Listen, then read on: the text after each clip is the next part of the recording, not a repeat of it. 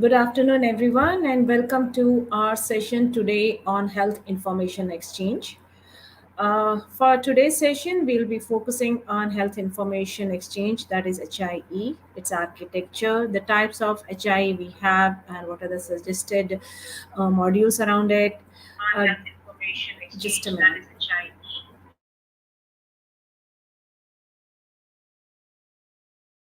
Sorry about that. And also about the disease surveillance that can be based on HI architecture and a data lake around it. So I'll hand it over to Krishan to take it further. Krishan, over to you.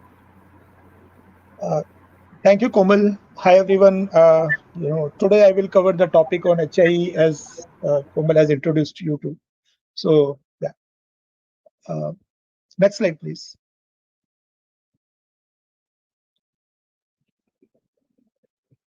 So before we start, discussion on health information exchange, I will cover the challenges which are related to interoperability. So over my last two sessions, I have already covered why interoperability is required. Because there are monotonous systems, and each system without connecting with any information from other system, you can't get a integrated information for reporting or any kind of decision making. So you need to collate the data from different sources, and for that you need some sort of interoperability mechanism to collate the data from different heterogeneous sources. So there are different interoperability models. We briefly covered it in the previous session. So I'm again covering here for the sake of everyone. So there are three types of interoperability models. As we know, one is point-to-point interoperability, and the second one is the broker-based interoperability, and the third one is the health information exchange-based interoperability. So point-to-point interoperability, each system connect directly to another system and send and receive messages from one system at a time. So if there is a system A and there is a system B, so system A and B are connected together, and they send and receive messages between themselves. But point-to-point interoperability has a challenge because it is very expensive to write and maintain sort of point-to-point interoperability connections across so many systems, and the resultant system will lead up to a spaghetti framework.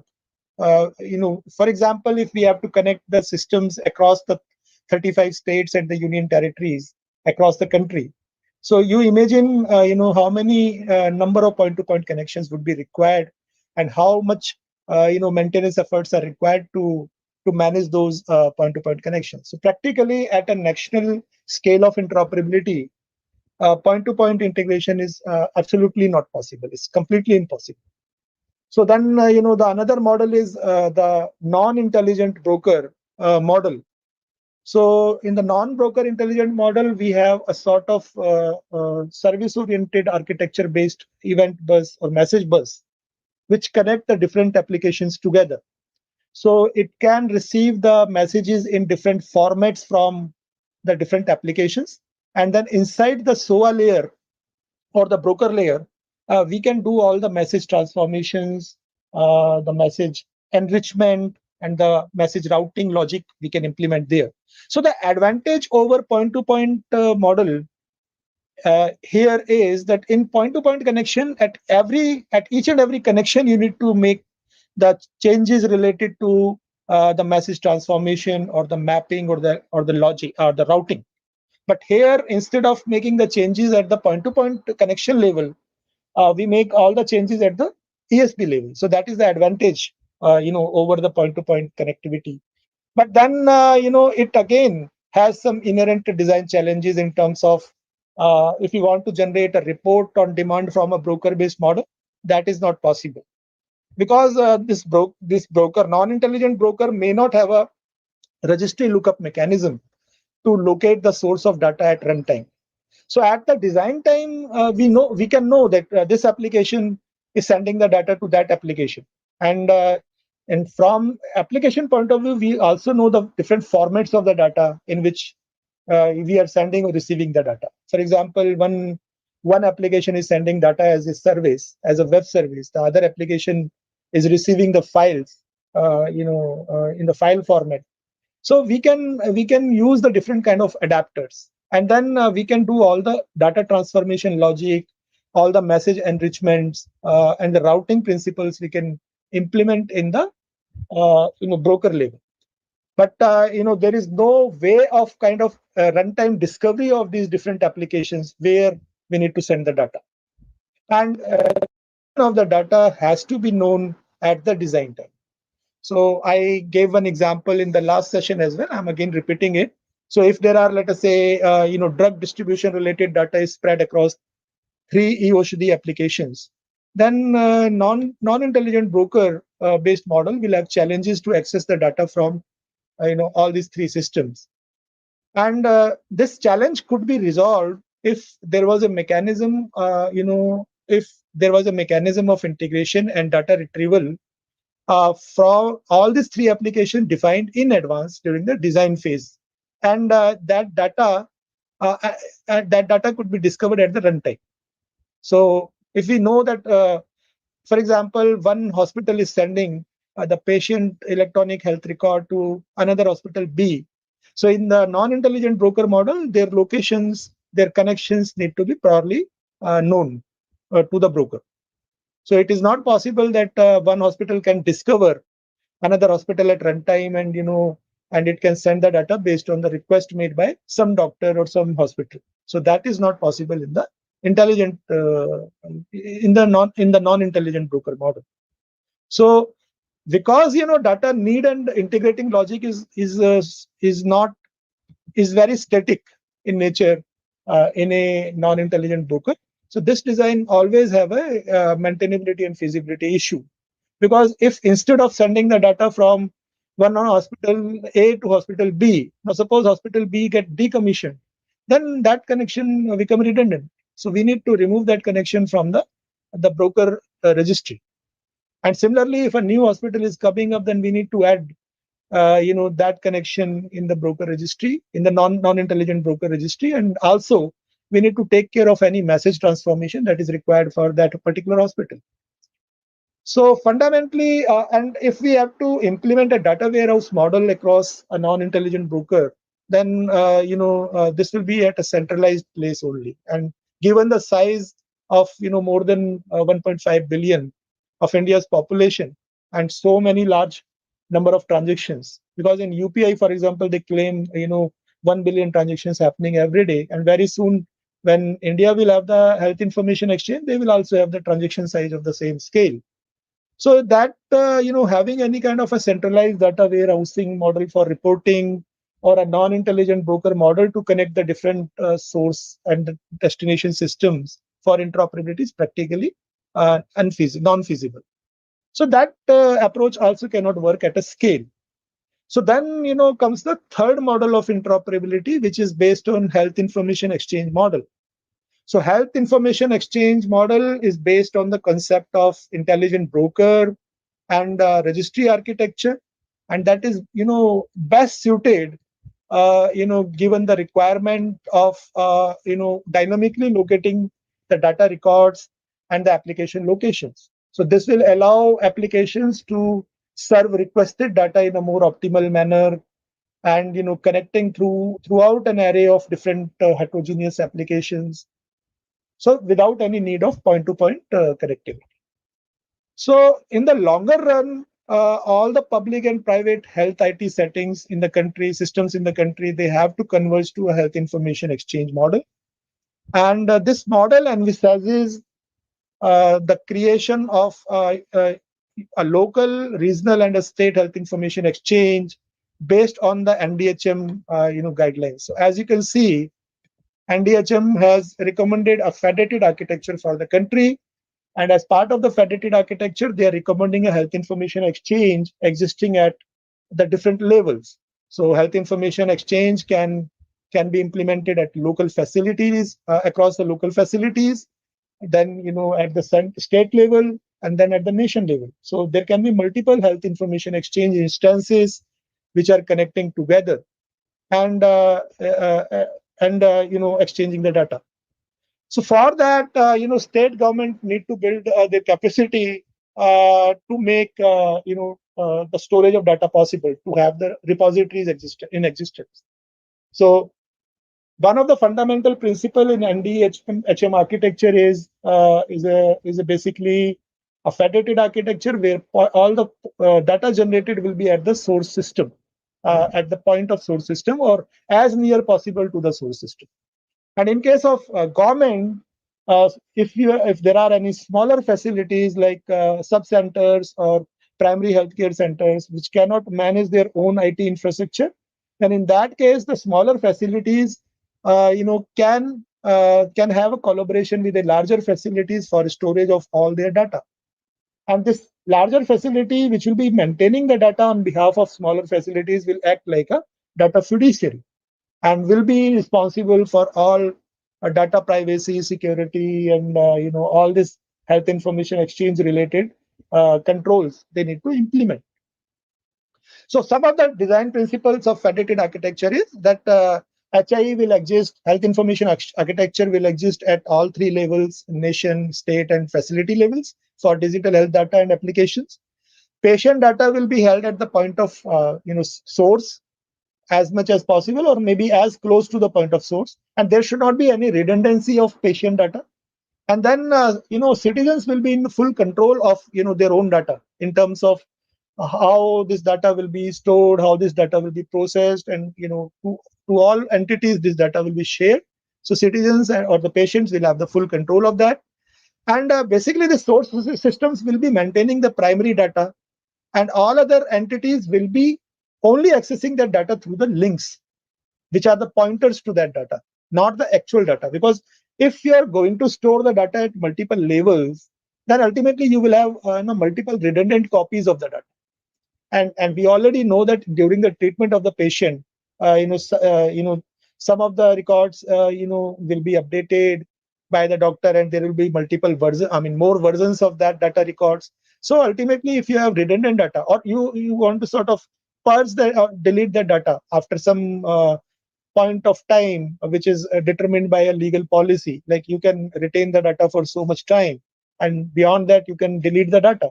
So if there are multiple copies of data, then if you're removing the data copy from one storage, you may not know what all locations your data is stored. So ultimately that will breach the security, privacy, the retention policy. So that is unexpected, because you can't have the multiple copies of data of the same patient record.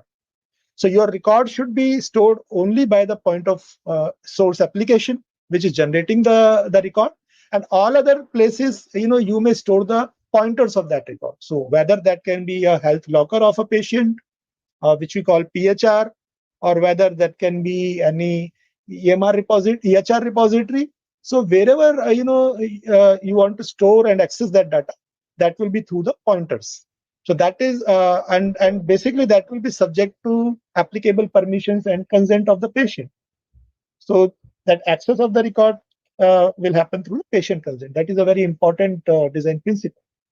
So in that way, all these larger facilities like district hospitals may hold the data storage for all the smaller facilities which are operating under that district hospital. And similarly, all the state level big hospitals can manage the aggregated data storage from the different district hospitals for reporting purpose. So they can maintain the data warehouse repositories, or we call it data lakes. And similarly, there will be a national repository which will be storing the pointers, or we call the aggregated data for the national level reporting purpose, or the different reporting indicators can be generated from that. So fundamentally, there can be multiple storages of data, but patient record, the patient actual health record, will be only stored at the point of source or near to point of source. If some hospital is not able to manage their own IT infrastructure, and they can kind of collaborate with some health data fiduciary, which will be holding the storage of all the records for that hospital. But ultimately, it will implement a mechanism to share that data records to other requesters based on the pointer of that records. So they will only share the link of that record. Similarly, if patient has stored some data record in his DigiLocker or his health locker, So only pointers of the records will be stored in the DigiLocker. The actual record will be maintained by the repository of the particular provider system where treatment of the patient was done and the record was generated. So this way, there will be a sanctity of data. There will be only one copy of data, and all the access and the sharing of the data will happen through links or the pointers, which we call indexes, subject to the patient consent and other, data privacy and security. And data fiduciaries will be responsible for all these different data protection obligations and compliances. So in this diagram, you can see like the different, health information exchanges at the local, state, and the national facilities. Each health information exchange will be built up using the four layers of the NDHM architecture. So it will have an infrastructure layer. We already discussed that in the last session. It will have an infrastructure layer which will take care of all the cloud and the basically security, the secure exchange, and then it will have the data hubs, basically the different repositories, the structure of the electronic health record, the standardization of health records. So ultimately that will be part of the data layer, and then technology layer will have all these building blocks of HIEAF.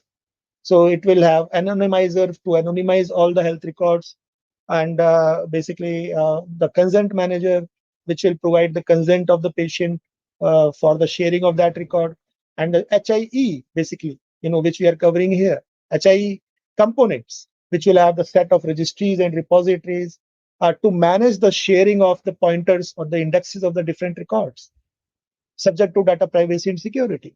Similarly, there will be data warehouse repositories, we call it data lakes, or the different registries, the disease registries. So each state can maintain the different disease registries for communicable and non-communicable diseases. Similarly, the national level registries like doctor registry or the facility registry or the health worker registry, those will be maintained at the center level.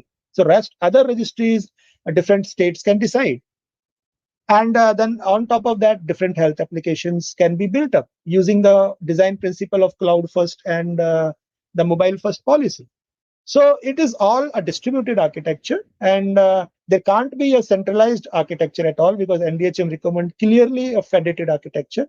Along with that, each patient can receive the copy of their the links of their health records, which they can store in their respective health lockers or the DigiLocker, for example, and they can add their own health records also by kind of uploading those records into their DigiLocker, and they can carry those lockers with them wherever they go. And then we also know offline architecture where the HI can be inclusive and can reach to those segments where there is a poor internet, or they lack the penetration of smartphones and those kind of things. So HI design need to be inclusive of that. So this is fundamentally the federated architecture of NDHB, which has been recommended. Yeah, next slide, please. So for that, some of the things state government need to take care is, one is like they need to set up or kind of establish the Clinical Establishment Act. They need to strengthen that essentially to manage the private sector. So each and every state can manage the health information exchanges which are operating under that state, and it can decide the policies to be followed by the different private sectors and the public sectors which are participating, entities which are participating in the HI framework. So HI is not just a technical engine.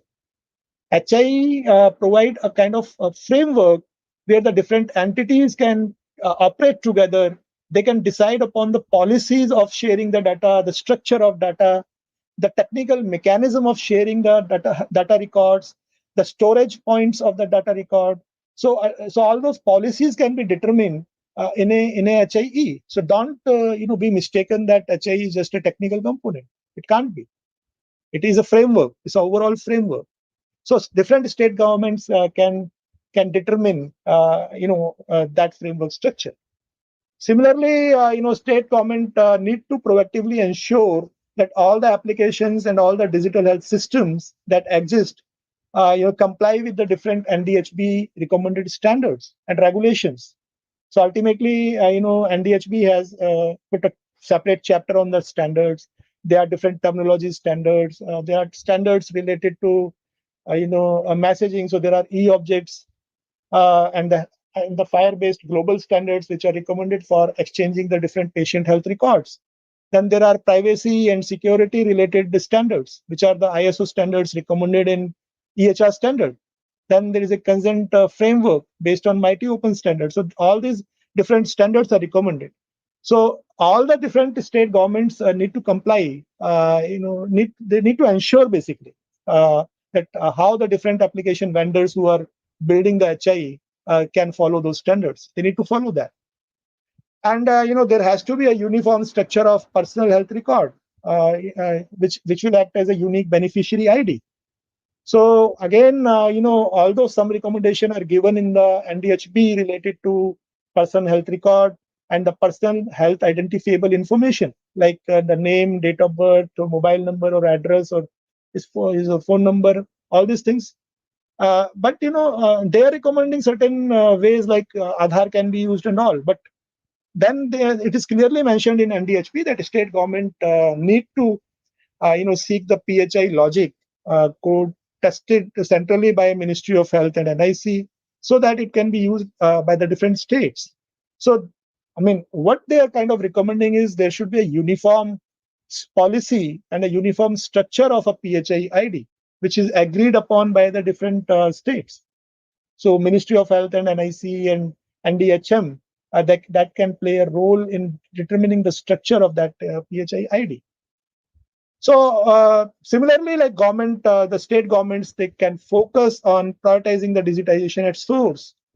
For example, but all standards. So standards can't be implemented overnight. It can't be implemented in a day. It will take time. So what approach it can follow? How much flexibility you can give to the different entities to adopt a piecemeal approach to adopt the standards. So we can't expect like all hospitals will be having a line code from the day one. So all those different policies states can determine. Similarly, what will be the technical framework to set up? So based on the guidelines which are given by the NDHB, like the storage of the records will happen at the point of source, and the different indexes of those hospitals will be exchanged.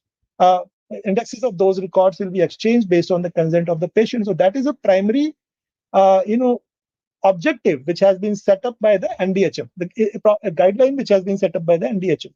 But beyond that, the technical implementation, what technology they use in building a HI technical framework, or what different set of technologies they use. I mean, that is up to the states. They can decide it. So ultimately it's not a central governance what is expected in a federated architecture. It's the multiple states and central collaboration has to be done if HI need to make a success.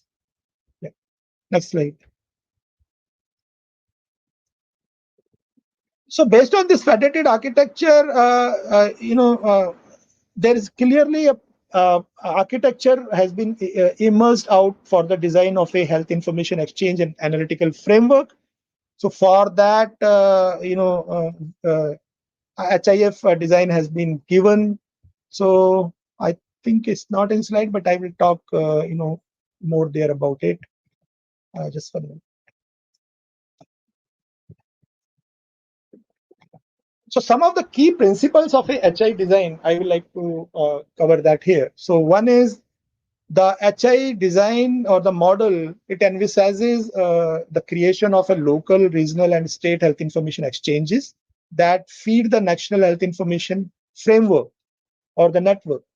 So all these different facilities can collate the data, they can exchange the data between themselves, as well as they can share the aggregated indicators to the state data lakes or the data warehouses. Similarly, all these different state data lakes, they can collate the aggregated anonymized data information from the different systems within that state, and then they can exchange the limited set of aggregated data sets to the center for the national level reporting need. So all those structures can be defined, like what will be the messaging format, like for example, the e-object structure, these different records can be exchanged, what will be the different standards within those e-objects. So all those things can be decided as a policy based on the NDHP guidelines. So ultimately, what will happen is each state can decide on the technical model of the health information exchange, and a centralized health information exchange has to emerge for each and every state, instead of one health information exchange or one single centralized model, which is covering the API exchange for the different data, a request made by the health information user and the health information provider. So it should not be a single centralized instance. It is per state you need to implement a health information exchange framework. So it is clearly mentioned there. And then all these different private and public health IT applications, they will be integrated with the HI exchange using a decentralized model. So that will be leaving their respective data repositories intact within the application data centers or their on-premises, and these different applications will be exchanging their data using constellation of intelligent gateways and centralized registries. So two very fundamental things come in the HI design. One is intelligent gateway, which is based on a registry lookup. It determines at a runtime the location of data records. So ultimately, that is implementing a record locator service. And two, it is maintaining a data standardization at the source of record layer, at the different hospitals who are generating these patient records. So either those records can be maintained within the schema model of those applications, which are maintained by the hospitals, or a translator layer can be developed on top of those these different hospital systems. And this translator layer convert all their data which is required for interoperability into standard e-object and the FHIR format, and can exchange that data. So ultimately, when they are kind of exchanging the data, they will collect the patient consent, and and they will apply all the data privacy and security. So that way, the informations that applications can exchange, data, and these different gateways will be routing the data sets from one location to another dynamically. So they will not hard code, the locations. Okay, this location, that location. All these locations will be registered in the registry, the gateway registry, and gateway will have an intelligent logic to route the message flow from source to destination based on the request made, and based on the different registry lookups. So that is the model of HI which is propounded. And then this HI will have a data warehouse to analyze the consolidated public health data. So basically, in a federated model, the data is a pulled on demand basis. And central repository model is not suggested here because it will become unwieldy, it will become too expensive, and it will become a single point of failure. So by design, the HI pulls up only a part of data which is required for consolidated data analysis or health record portability. So for example, the patient registry can have the entries for that. So different disease registry can be maintained at each state level. So we are aware now the COVID, in the advent of COVID, the state required a lot of data for analyzing the disease burden and managing the resource optimization thing. So for that, the different data which will be maintained at the data lake level, it will have entries for the different diseases which need to be tracked. These can be the non-communicable diseases, this can be communicable diseases, and it will also cater to the population migrations where the portability of patient-based health record is important. So HI will have these different data repository data warehouse repositories, and the aggregated data. So before storing the data for aggregation for reporting purpose, this need to be anonymized. So there is a one term called de-identification of health record. The other term is called anonymization of health record. So de-identification of health record is basically reversible.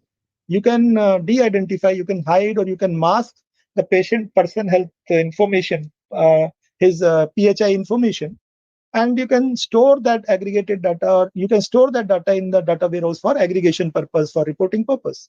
And if, let us say, state by chance need to recover that PHI data again, they can re-identify that information.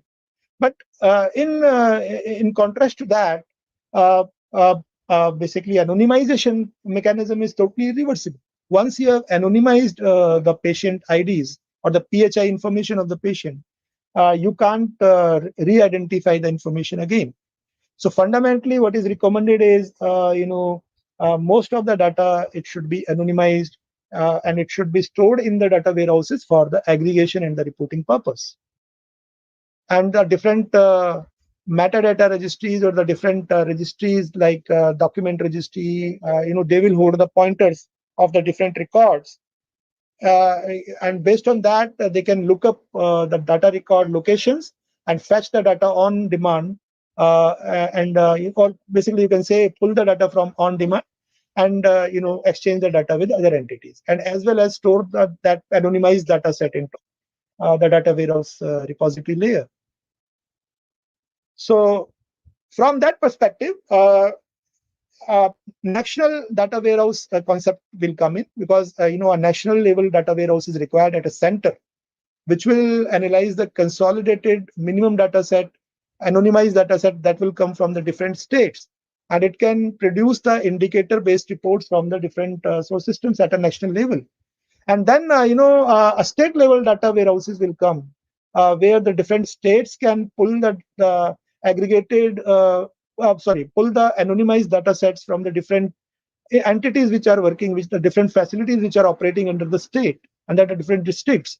And then it can pull all these different reports, aggregated reports, using simple reporting layer, or using the advanced AI and machine learning based predictive analytics they can do on top of that data. So they will have a huge data lake architecture storage. So data lake is basically where you can store data irrespective of any schema, and then you can manage the ELT, basically we call it extract, load, and transform operations, or ETL, the extract, transform, and load. So in that two strategies, the difference is ELT approach, you extract the data from the different entities, load it into some staging area database, and then transform, then apply all the quality controls. For example, putting some standards, or using some transformation logic, or those things.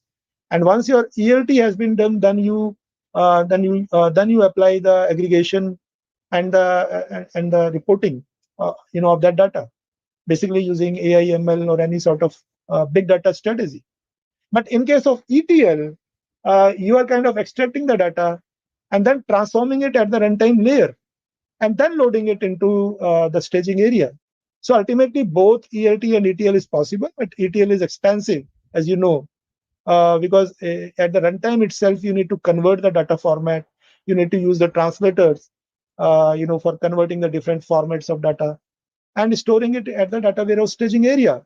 And for that, you need to set up the different data pipelines, which are kind of connecting your document repositories, or which are connecting your disease registries, and altogether different sources of data together, and fetching the data, extracting that, transforming that, and then loading the data warehouse repositories. So this way you can maintain the state data analytics, and along with that, each state, the different facilities can also operate their own local data analytics. So this kind of local data analytics, the facilities can store data related to their particular facilities, or a group of facilities can manage their own, the facility level HI, they can maintain a facility level data warehouse, or a cluster of facilities level. For example, the Max Healthcare, they are all hospitals connected.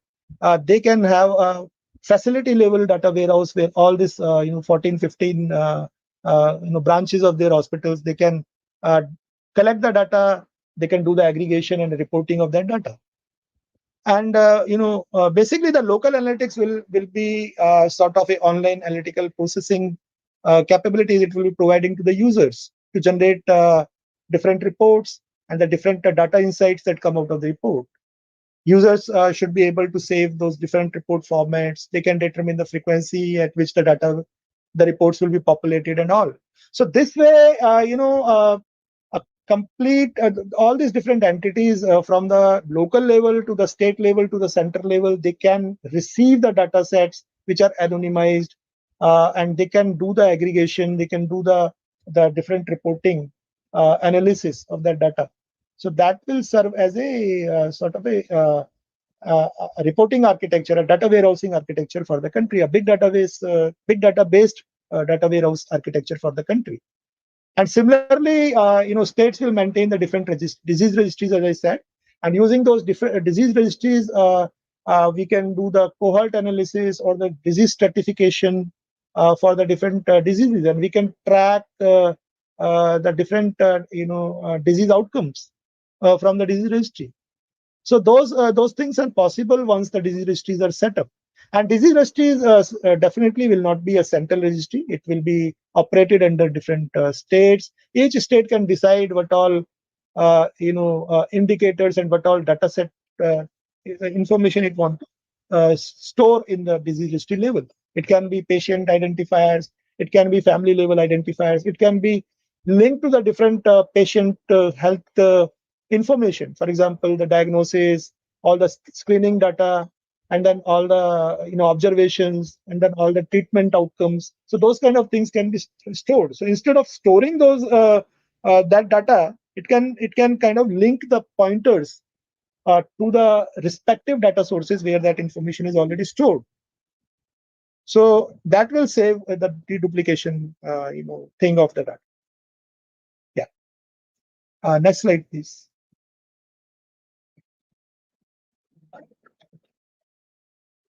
So there are different type of HI systems here.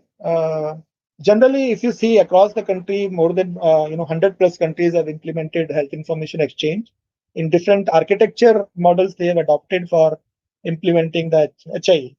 So US particularly, they have used a directed exchange model, which provide healthcare providers the ability to electronically send and receive their secure information.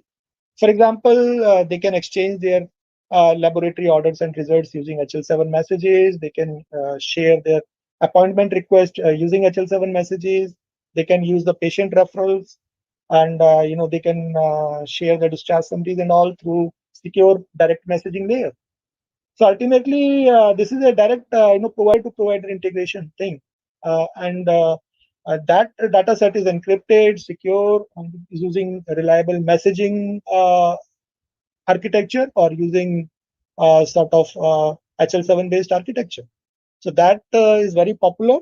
That is helpful for a directed provider coordination, care coordination among the providers for a patient cases analysis and treatment.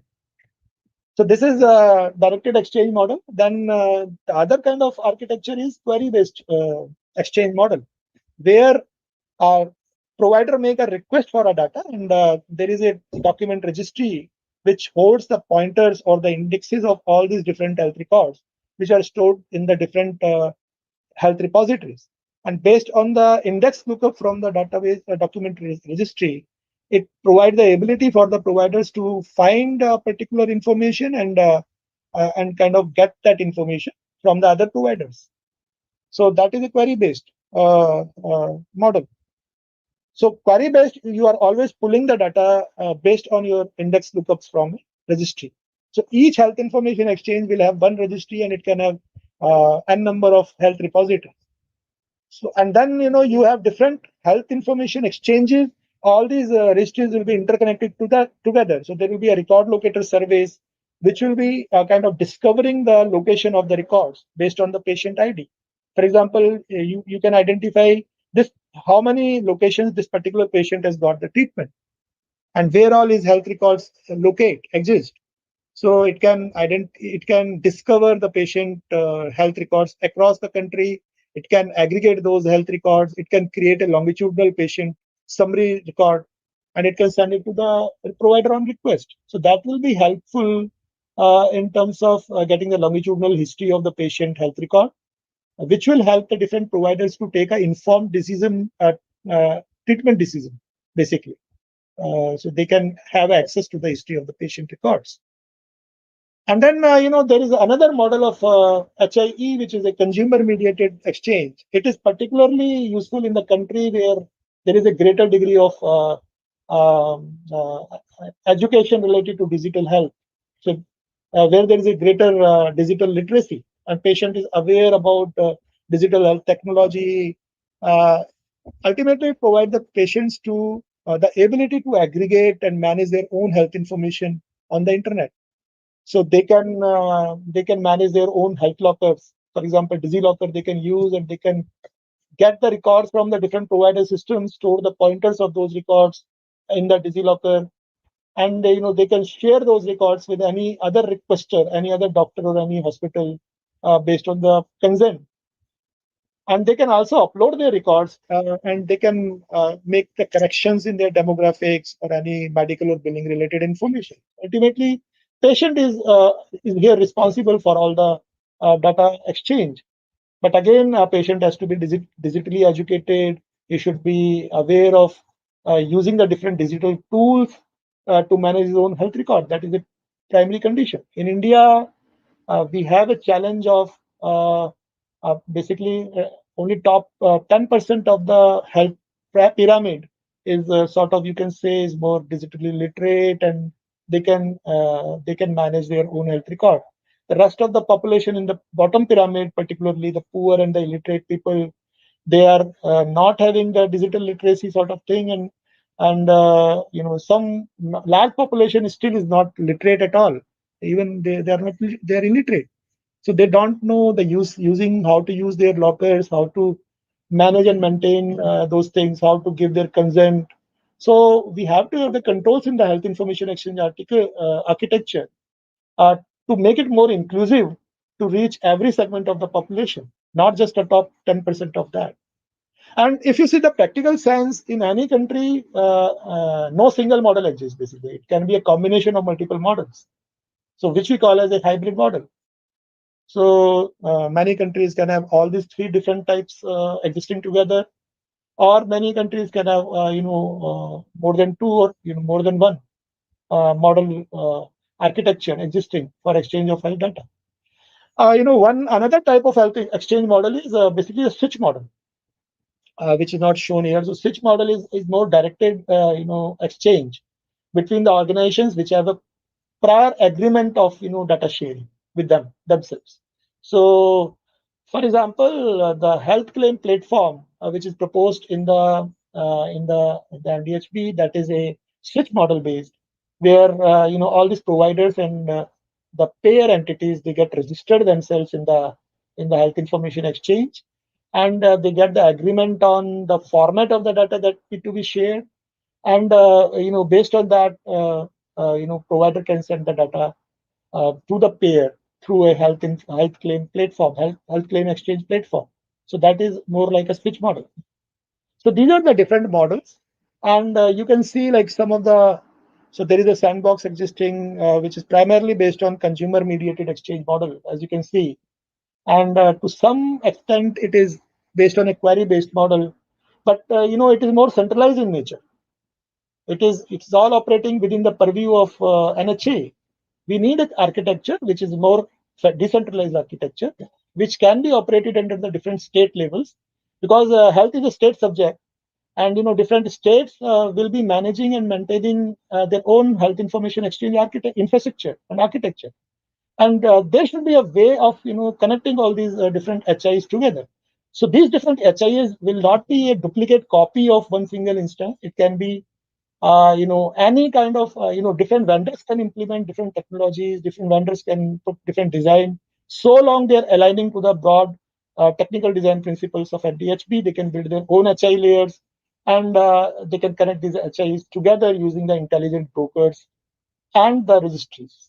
So that kind of model is required in the country to achieve the federated architecture. Yeah. Next slide. So this is the HIF design, which is part of the NDHM proposed architecture, and you can see like we have discussed many things here already. So it needs a strong data architecture layer where all the data generated from the different systems, they should have they should have implemented the different standards as mandated by the NDHB. These are the different standards, the minimum standards they need to kind of implement our MDDS standards and the different EHR standards. and all these different health records of the patient will be stored at the point of care or nearest possible to that location. So ultimately, we are aware that in the country there are large systems which are still built in older technologies, monolith systems, or there is time that will take some time actually, because we can't make a leap and bound transformation of the different IT systems in one in a overnight or in a finite time. So there is a need of bringing the different connectors, and the different translator layers which fetch the data from the different source systems, convert that into the different e-object and the FHIR-based formats, which is mandated in the NDHP for interoperability, and apply all these different standards in the translation layer instead of different health systems making the invasive changes in their system to adopt this standard. So that will make a easy technical adoption of HI in the country. And then there are certain core layers which take care of patient identification based on the patient beneficiary registry lookups, and anonymizing that data whenever you are submitting the data for reporting or research purpose. That should be anonymized, and then applying the consent and the different data security and privacy things. And ultimately, I already discussed that there will be a federated data lake architecture existing in the country where all these different states can maintain the can maintain the different data lakes, and similarly, the center can maintain a centralized repository where it can store all the data for the national level indicators. So that comprises the data architecture part of the HIEF. The application architecture part, as you can see, it can have multiple federated exchanges which are sort of connecting together. It's a constellation of different HIs. And each exchange will have registry, it will have multiple repositories, and it will have a record locator service. And it will have the lookup services to the different national registries. So that is a simplistic definition of HIE. So this EHR registry, as you can see, it will hold the indexes of all the records which are stored in the EHR repository. So what is the difference between EHR repository and the databases of the system? So basically, the concept of EHR repository is brought to keep the internal databases of the provider systems hidden, or sort of not exposed to the internet, basically. So that is a concept which brings the hybrid architecture, hybrid cloud architecture in place. So all the different provider systems can maintain their internal databases within their sort of private clouds, or maybe in their on premises, or whatever. I mean, not exposed to internet, because exposing internet brings a lot of privacy and security breaches. So ultimately, they can manage and maintain their internal EMR databases. We call it EMR. The record of patient in a single hospital is called a EMR. So they can maintain the EMR databases within the precincts of that hospital. What they can do is they can convert that data into the e-object structure, or the FHIR structure, and store those objects in a repository. So ultimately, and that contain only the minimum data set which is sort of agreed upon in the interoperability layer. So all the e-objects, all the FHIR objects, they have the resource structures which has a well-defined definition or a structure of the patient record that need to be interoperated. So what all data elements are part of that, what all value sets are required, what all code directories are required. So based on that, a minimal structure has been defined for discharge summary, or the patient prescription. So all these different e-objects have been defined. So all those e-objects are JSON documents. So those JSON documents can be stored in the EHR repository. And the pointer index of that document can be stored in a registry. So registry had to be a single place. So that record can be stored in EHR repository, or that record can be stored in the patient DigiLocker, or that record can be stored in patient any locker, any private vendor locker. But ultimately, the indexes will be stored in a single place, which is called the EHR registry, so that you can know the locations of all these different records, irrespective of which all repository they exist. So it will tell you the address of that repository where the record will be found. And then, the services will be implemented, the APIs will be implemented, which will fetch the records from the different repositories based on a index lookup or the pointer lookup from the EHR registry. And then it apply all the different consent policies, the privacy security related policies and all. And exchange it with the other entity who has made the request.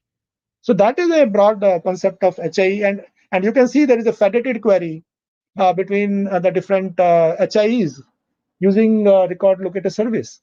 So this model is very successful in Canada, and Canada Health Infoway. All their provinces are working on a federated architecture. It's a pure federated architecture. It's a big success there. So India can make a lot of learning from Canada Health Infoway model. On a technical level, to manage this interoperability, the intelligent gateways, you need the message routing, you need the message transformation layer, or the different security uh, or the different privacy related controls, or the consent manager framework. So consent manager is a technical component ultimately. So that will take care of the different kind of consents that are there. So there can be a informed consent. A patient come in hospital, meet a doctor for his treatment. That is informed consent, and before starting his encounter or episode creation, the doctor can record the consent of that patient. Can record the digital signature of the patient using a eSign API, and that will be marked as a consent approval of that patient. Similarly, whenever they are exchanging the data, there can be different models of the consent. There can be opt-in model, there can be opt-out model. So ultimately, consent can't be just one model, and there should be a flexibility. Like if let us say a patient has opted for a consent basically, and then later he want to revoke that, he should be able to. And NDHP clearly says that patient should have a revocable right to the consent. I mean, he can take away his consent, then his data will not be shared at all. And this part will be managed and operated by the different fiduciaries who will have the necessary technical and IT controls to implement that. And but certain ways NDHB also need to be more explicit. If somebody does not want to give his consent or revoke his consent, he should not be deprived of any health services given to him. So health services will still be given to the patient, irrespective of whether he has given the consent or not. But ultimately, the life of patient is more important rather than these technical policies. So then, at the business architecture, this whole lot of applications will come. You will have the different clinical decision support systems can be implemented, referral networks can be set up, telehealth architecture can be built in. So all these things, and then once you have the data warehousing and the disease registries in place, you can do the disease management using the data warehouses. You can do all these reportings. You can do the fraud detections.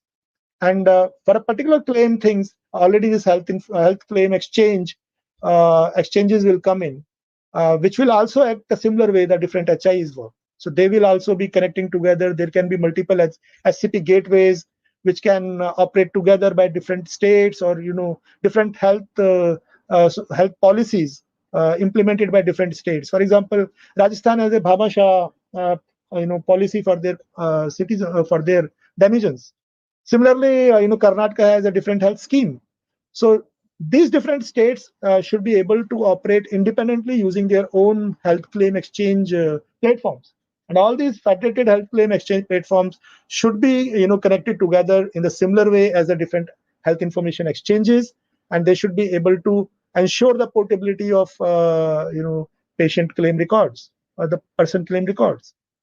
So, and that all the necessary APIs for the claim exchange, like for example, is eligibility determination, or for the pre-authorization or claim or payment thing, those will be integrated through the health claim exchange architecture. So that will be that can be built in this HIF, and then all these different applications can be accessed in different delivery channels. That can be the different mobile applications can be built, or the different web portals can be built. So those are based on the cloud first and mobile first strategy. Different applications can. And finally, in this HIF architecture, few registries will be part, which will be under control of state center, which are the doctor registry, facility registry, and the health worker registry primarily. So those facilities will be maintained by the NDHM particularly, and all the other registries related to disease registries, or the any other professional directories, or any digital certificate repositories. So those kind of things will be operated under the respective states. Yeah. So that is the That is the model for the continuum of care integration across the country. Next slide. So now I want to discuss why this HI is required ultimately. What is the use? So from a use case model, we want to analyze why HIF is needed. Why? Because a significant investment will happen in the setting up of HIF and why it is needed at all. So ultimately, if you can see the current challenges, we are facing through the hardest time, the COVID time actually. So that has brought the necessity, absolute necessity of setting up a health information exchange architecture in the country and a health claim architecture, health claim exchange architecture for operating all the electronic claims. So one of the fundamental challenge that we are facing is the disease burden. So one is like disease burden of the people of the country, India, is one of the highest in the world. And as you can see, like now we have suddenly got a very high tilt in this disease burden because of COVID, which is an infectious disease. But even on the non-communicable disease side, we have a very high disease burden. And we are aware that non-communicable diseases are they remain for the lifetime and they need to be managed. So under PMJ, government had recommended setting up 1.4 lakh health and wellness centers, but because of COVID thing, the focus has slightly delayed, and it will happen once we recover from the COVID waves. So ultimately, all these non-communicable diseases need to be managed. And the focus should be from a reactive care to a preventive care. So these are the design principles. I mean, not everybody should fall sick. If everybody falls sick, he will go in hospital. That will cause a burden on the hospital resources. Two, if we are giving a coverage to the individuals, that will ensure a high, that will increase the healthcare expenditure in serving the claim services by the state. For example, in PMJ. So PMJ, if more and more people are getting sick of COVID and they're coming in hospitals, admitting in hospitals, so ultimately their claims are being serviced by the PMJ NHA, and that is a burden on the national health checker. So the objective is to reduce that disease burden and to ensure that the health of all citizens get improved, rather than financing the healthcare services. So these are the current challenges that we are facing, and to solve those challenges. And another challenge, what the different our bureaucrats are facing and the different policy making entities are facing is the resource optimization part. So ultimately, timely evaluation need to be conducted for resources, including people, assets, or the medicines, or the facilities, or the mobile vans, or the oxygen cylinders, or the COVID therapy drugs. So a proper resource planning need to be done. Where all we should institutionalize these resources, where we should make these resources available. We should make these resources available to the areas which are in the urgent need of those resources, and shift it from the areas which has a comparatively lesser demand. So it is based on the supply demand factors we need to determine. So that supply demand factor decision is done by the different policy makers based on resource planning. So unless we have the integrated data models, unless we are able to fetch the data from the aggregated data warehouses, we can't take that kind of integrated decision making for resource planning. We can't, unless we have the disease registries in place, unless we have the mechanism of disease surveillance, where we can track the different screening data of the patients, or we can track the different disease progression stages. We can't take any decision in the resource optimization. And from that perspective, these are two fundamental needs. One is reducing the disease burden, and two, managing the resource planning optimization based on informed and integrated reporting. That brings the need of disease registries or the data warehouses, and ultimately, the health information exchange architecture is the underpinning of this complete ecosystem that brings all these needs in place. I mean, that solves that problem. And NHA, similarly, NHA has brought a data insight project where it will collate the data from the different state health state health authorities, and based on that, it can do the analysis of that data to find the data insights. Like for example, where this particular more diseases are happening, which segment of citizens are more vulnerable to specific diseases, and what kind of treatments are given to them. So all that sort of thing, and that will help them in kind of focusing and channelizing their the limited health insurance financing resources.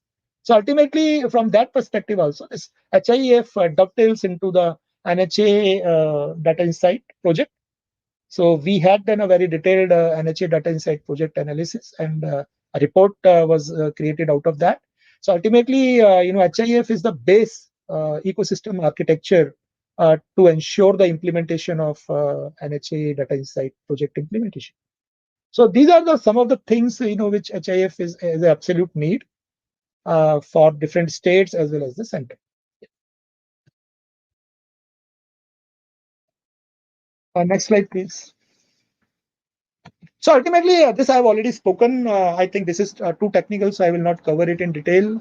Here you can see two dimensions here. So one is the set of APIs which are connected between the provider and the payer side.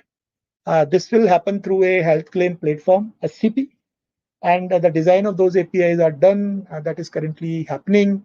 So that will based on the multiple gateway model again. So there can be multiple health claim exchange platforms built by different states, operated under different health policies, schemes and programs, or kind of different technologies can be used for building that platform. And then set of APIs will be there for exchanging the electronic e-claim objects or the related objects like pre-authorization or e-claim or e-provider payment or those kind of things. And those objects can be interoperated through a layer of open APIs between this provider and payers using health claim platform. So this is one set of the exchange architecture. Another set of exchange architecture is between providers, among providers, and the state authorities and the different entities like pharmaceuticals, like state agencies or the health departments or the provider themselves or even the other doctors and the insurance companies and all these different entities. They are connected through HIE architecture, where you have a set of EHR registries or the PHR health lockers, and which are holding the pointers of the different health records, actual health records stored in the different repositories across. And then there are set of HIs, constellation of HIs which are operating under different states, connecting together to ensure the national level portability of the health records of the patient.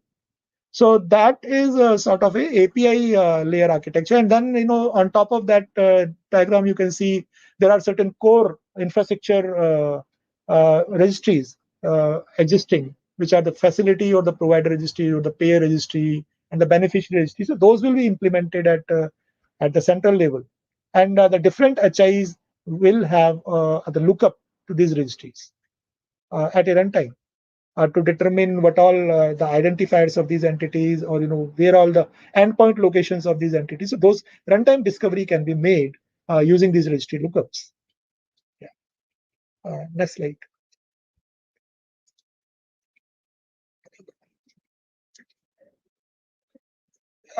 Next slide. I think this slide we are trying to show like how a quick pilot can be done using all open source component using mighty open source components. So yeah, so a quick pilot can be done. We need a terminology server. So because a lot of different terminologies need to be maintained, the versions of the terminologies need to be maintained, and FHIR Fire server has its own terminology, but we also need the mechanism of publishing the terminology server, because there can be different ways you can exchange the data using e-objects or Fire. So terminology servers, there should be a federated terminology server instances deployed at each state level or maybe within the HI levels, and API should be provided to fetch the different terminologies, the code sets, the value sets, the code directories. So all those things, or even if I want to access the metadata of data element, the size, type, and all. So in Access Health, we have already developed the XML, XSD, schema definition files of the different data elements, code directories and the value sets, which can be deployed on in all these terminology servers. So terminology server plus a set of XSD file that can be the machine operable format of the health data dictionary for the country. Similarly, we can use DigiLocker as a health locker, and we need to make some minor modifications in the DigiLocker to ensure the storage of pointers of the e-objects rather than storing the complete e-object JSON in that. And we also need to ensure that patients should have only one instance of health locker across the country. If there are multiple health locker, we again need to store the pointers of those health lockers in some kind of EHR registry, some registry basically. And then the EMPI, the master person index for a beneficiary registry, a facility registry for storing all this facility level information. So ultimately, this way, and then interoperability layer, we can use a SOA architecture to demonstrate a pilot, and we can use a mobile development platforms like Comcare, or we can develop the different mobile applications, different open source HTI systems we can use to kind of integrate with this interoperability layer, and we can make a quick demonstration of a POC of HIEF if any state wants that. Yeah, next slide.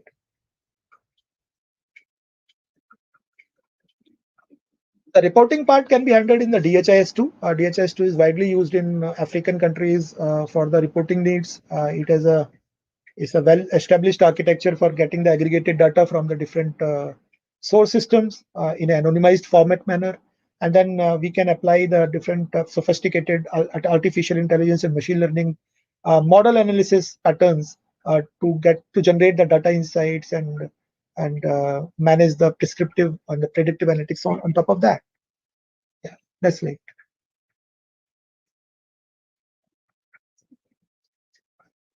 Excellent.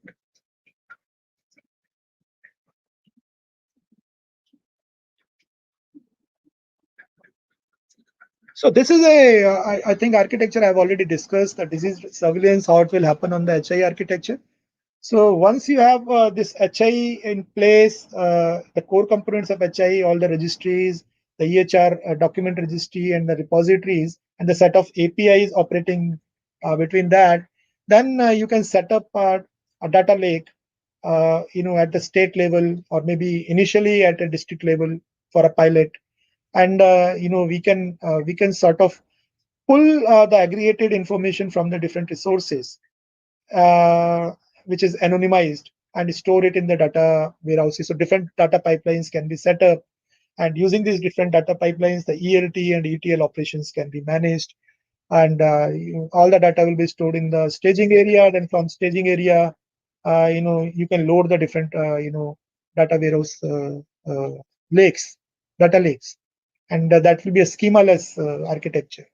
So once you have set up the data lake architecture, there is one part, and the other part is setting up the disease registry for the complete disease surveillance purpose. So we can pick a COVID registry model where we can fetch all these different lab confirmation reports from the different labs, and we can integrate it with a registry, with a COVID disease registry, and using the set of open APIs can be provided, for integrating all the different labs together and the different provider systems to get the latest update on the disease progression, of the patient, and store it in a disease registry model. Then in the disease registry, you can apply the different views. You can generate the views based on the aggregated views you can generate, that how many cohorts of the patients are COVID positive, or who got treated after COVID thing, or what is the progress of the different vaccinations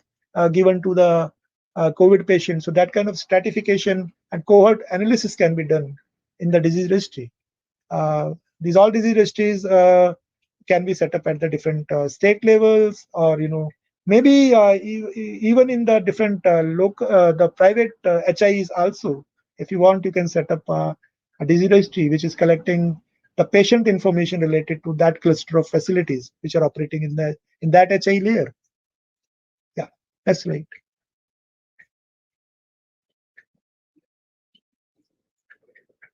So I think this we have already covered up. This actually demonstrates a layered architecture, how the different public system health information exchange will connect and operate in the country. So each state, as I said, will have a centralized health information exchange, but then all these different states HIs will connect together with the national level HI. So that is a constellation of HIs operating under the state. Within the state, also different private and public HIs can exist, and all these different components are required, like the STD component, STD registry, which is a terminology server, and the health data dictionary, and the different registry lookup APIs are required. Terminology setups are required. E-object translation layers are required for converting the data into E-objects. The FHIR APIs, or maybe E-object APIs, we can use for interoperating all the data from the provider systems to the other entities, as well as populating the aggregated and anonymized data sets into the data lakes and the disease registries. So for that, these different services can be built using the microservice model as a software as a service, and it can be deployed on cloud, so that the different individual vendors need not to implement those controls. Instead of that, we can develop all these common software layer as a digital public good, and we can distribute it open source, so that all the different vendors can avail it. We can create the agents, which will, each hospital can use those agents to connect with the HI, instead of each hospital making the developments at their end. So those kind of things can be done, and then different data lake architecture can be set up at the state level and connecting with the center. So this is a proposed health information network framework, how the information will come from the downstream facilities to the upstream layers, like the states, and then from states to the center, to the nation. So that is the proposed information framework. Next slide. So this, I think, we have already covered. Next slide. Yeah, so these are basically, when we are setting up a data lake architecture, we need to take care of the data and onboarding mechanisms. Data integration frameworks are required, so different data pipelines need to be set up, and the visualization layer and the analytics layer. So as part of the NHA data insight project, different indicators have been proposed, different mechanism to generate the different dashboards and the user-based reports, user-defined reports. So those kind of things the NHA can develop once it has a data warehouse in place, which is populated with the aggregated and anonymized data, coming from the different other state HIEs, the data warehouses. So once that is in place, so HIE dovetails into this data insight architecture. Without a HIE, practically data insight, NHA data insight project is not possible, because you need to collate the data across from the different states, and each state can't provide you a manual data set ultimately, and the quality of the manual data set can't be reliable. So each state need to operate that state level data warehouses, and from there you need to set up the data pipelines to populate the national data warehouse architecture. From there, NHA can generate whatever subset of data they want for generating the necessary data insights and the reporting dashboards relevant to NHA. Yeah, next slide. Yeah, so this is little architect. We have already covered that. It's more on the technology side. You can see like how the different state data lakes and central data lakes get connected, how we ensure the quality, of the different data pipelines that we set up. We get the anonymized data, so we can apply the translators in the ETL layer, the extract transform layer, and we need a metadata management tool. We need a governance tool and data security privacy controls. So all that thing fits well in the data lake architecture. And here, like in Access Health, we have proposed this federated data lake architecture based on NDHP guidelines that country should implement. Yeah, next slide. Yeah, so that's all. Yeah, I know it was a little technical, so if you have any doubts or any questions, please feel free to ask. So I have condensed, both the sessions in one single presentation. So yeah, over to you, Komal, please. Thank you, Christian. We can join the Meet link and take questions and feedback on that link, please. So we are good to close Yeah, this session. Thank you. sure, sure. Thank you.